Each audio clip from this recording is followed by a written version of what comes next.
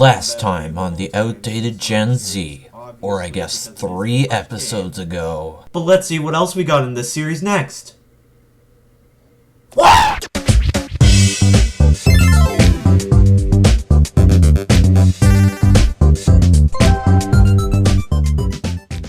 Hey guys, welcome back to the WAG Station. I'm your host, the outdated Gen Z himself, and today I'm going to be talking all about...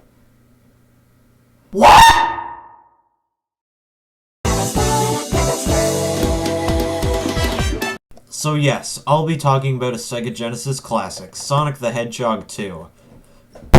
This was surprisingly my first Sonic game I've ever played. I played it on original hardware when we had a working Sega Genesis. I'm pretty sure whatever's here ain't normal. The only way to kind of recreate the original experience is through the Sega Genesis Mini with a CRT filter, but this keeps on happening.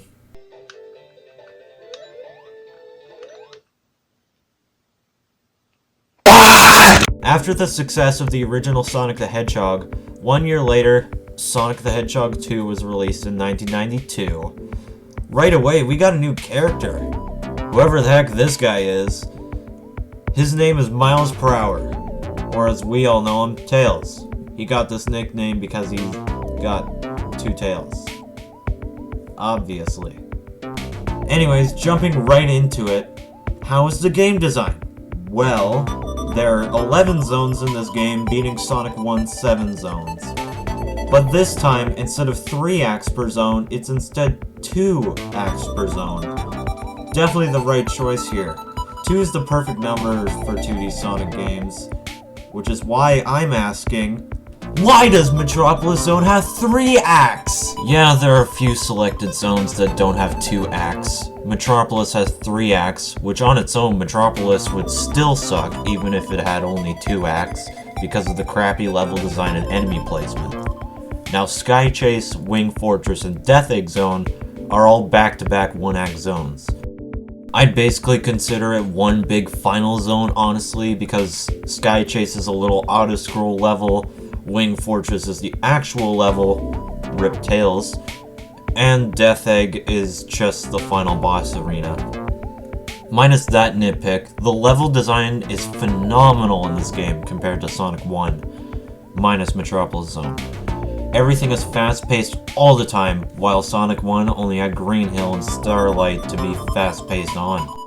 Even the first zone, Emerald Hill, feels faster than Green Hill, mostly because Sonic 2 disabled the ground speed cap. Heck, you can even avoid water sections in these levels, unlike the required water sections in Sonic 1's Labyrinth Zone. The second zone in Sonic 2, for example, which is Chemical Plant, you are able to find some shortcuts to avoid the water. And the third zone, Aquatic Ruin, you can take the highest path at all times, completely avoiding the water. Personally, each zone in this game is very memorable in both design-wise and music-wise. Casino Night, Oil Ocean, even Metropolis, sadly. Sure, yes, Sonic 1 was iconic, but most of the time you can only really remember Green Hill thanks to basically 90% of Sonic games redoing the zone. And the Labyrinth Zone because of Blue Hard. While Sonic 2 feels different, sure, Emerald Hill is basically just a reimagining of Sonic 1's Green Hill, but it's still very memorable to me. Time for a recap on every Sonic 2 zone, oh boy!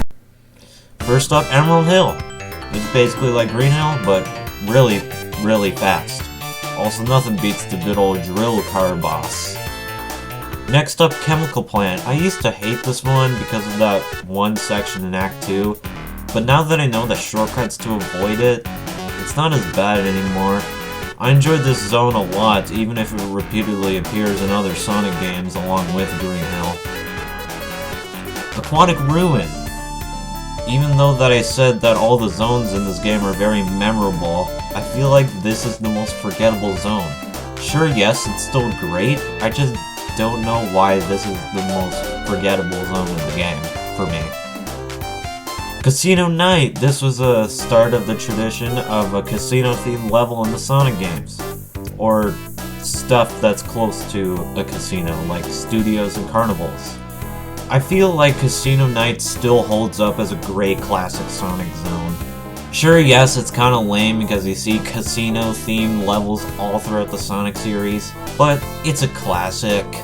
Plus, you can gamble your rings here, of course, because it's a casino. You can literally rig it in your own favor by holding the jump button when in one of these slot machines. Next up, Hilltop Zone. It has the same style as Emerald Hill, but it's on a mountain, or mostly a volcano. A fun zone that I like coming back to often. Mystic Cave. This one kind of blows. Mostly because of the amount of spikes and things that can crush you. At least the jamming music makes up for it. Now, exclusive to the remaster of Sonic 2, the one-act Hidden Palace Zone. This was famously scrapped from the original Genesis version, but now it's been redesigned and it's fun and really fast-paced. Sure, yes, there's a couple water sections here and there, but they're pretty short so they don't bug me that much. Now you can get to Hidden Palace Zone by falling into the famous Pit of Spikes in Mystic Cave Zone in the remasters of Sonic 2. The one thing that I don't like is that they didn't use the unused theme that most people theorize to be used for this zone, and instead uses the two-player versus mode version of Mystic Cave.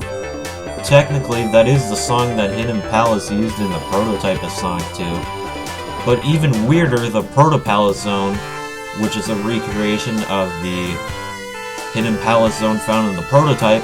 You can enter in a cheat code in the mobile remake of Sonic 2 that uses that unused theme for some reason, even though that prototype used the two-player version of Mystic Cave. I have a mod that I use for Sonic 2 Absolute, which re-adds the Hidden Palace Zone and the Proto Palace Zone, because it got removed from this fan remake for some reason, even though that is built off of the mobile remake, by the way.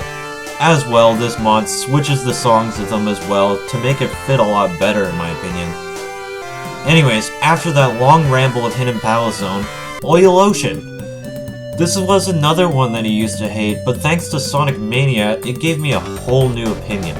After playing the Mania version, I went straight back to Sonic 2 and replayed it through the stage select because it didn't really feel like going through the entire game to end up in Oil Ocean. But now I appreciate Oil Ocean for what it is way more. Another W for Sonic Mania.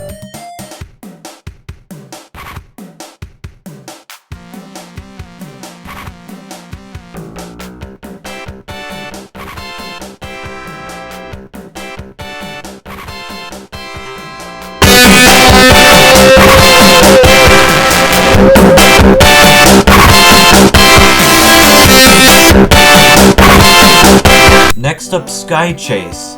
It's an auto-scrolled level that takes place in the tornado. That's the name of Sonic's plane.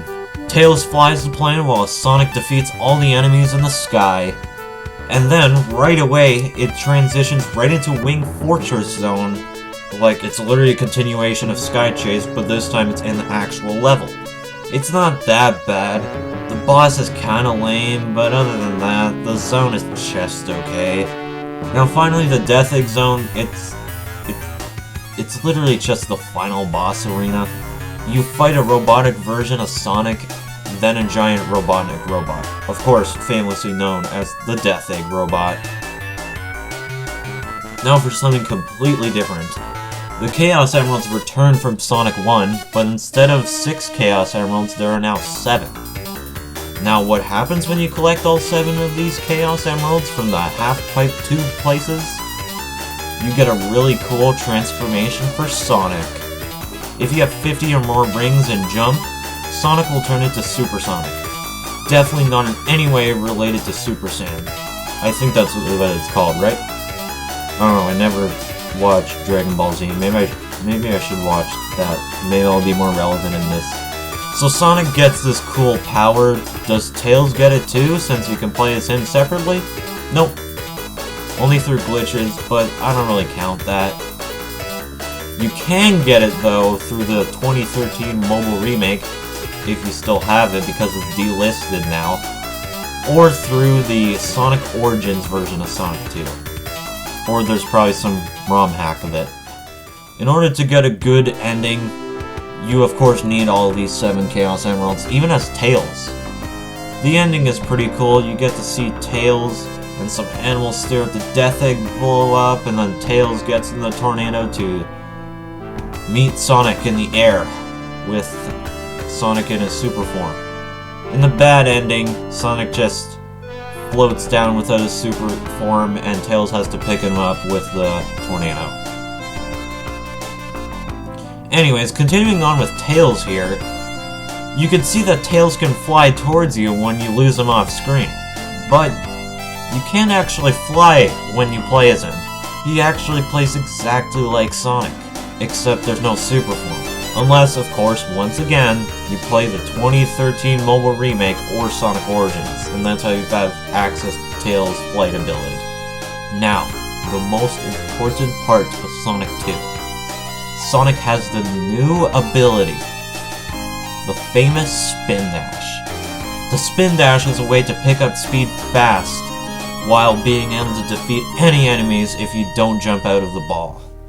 You can use the Spin Dash by holding down and then aggressively spamming the jump button. The Spin Dash is kind of hard to imagine 2D Sonic without it, which is why it's always weird to get back into the original version of Sonic 1, because there's no Spin Dash. Also, there's a 2-player split-screen versus mode in this game. You can get 4 choices on what zones to play. Emerald Hill, Casino Night, and Mystic Cave all have different music compared to the single-player campaign, and the last option is 2 levels of special stages. Special stages are also used for tiebreakers for each zone option. Now, to wrap it up, I mentioned that my first experience with Sonic 2 was with original hardware. I feel like telling the whole story I had with this Sega Genesis classic. So, the only experience with original hardware was through the 2-player versus mode. I can only remember Emerald Hill while I played a second player, because why else would I be Tails? My second experience was through Sonic's Ultimate Genesis Collection for Xbox 360, along with other Sonic games included in that compilation. Now, my third way I ever played Sonic 2 was actually a way that I finally didn't have to share with anyone else. It was the Sonic 2 2013 mobile remake. I played this on tablet originally, but now that I have a phone that not only has the Sonic 2 remake, but Sonic 1, Sonic CD, and the fan remake of Sonic 3 and Knuckles, known as Sonic 3 Angel Island Revisited, or Sonic 3 Air. During the last year of the Nintendo 3DS eShop being opened, I bought the 3D version of Sonic the Hedgehog 2. I never got to experience this 3D gimmick because I only had a 2DS, and it's still like that to this day. I really don't want to save $300 because that's how expensive 3DSs are on eBay, or literally anywhere else. I don't even want to know the DK Oldies price. This was also the version of Sonic 2 that I first beat. It took that long. Now, my last versions I played of Sonic 2 was through compilations. The first one here is technically not a compilation, but I kinda count it because it's under the Sega Ages brand on Nintendo Switch. I bought the Sega Ages version of Sonic 2. Which was kinda dumb. It only added the drop dash from Sonic Mania, but it still had the roll jump lock, so it kinda ruined it. Later on, I got Sonic Origins on Switch, the day after when it launched. Then, the next one after that was Sonic Mega Collection Plus on the original Xbox. And if you count this as its own separate thing, then the Sonic Origins Plus DLC on Switch. And finally, the Sega Genesis Mini. Well, that was Sonic 2, a very great game in the Sonic series. I feel like that this game made a bigger imprint on the Sonic series compared to Sonic 1, mostly because of the zones, the faster gameplay, everything about it.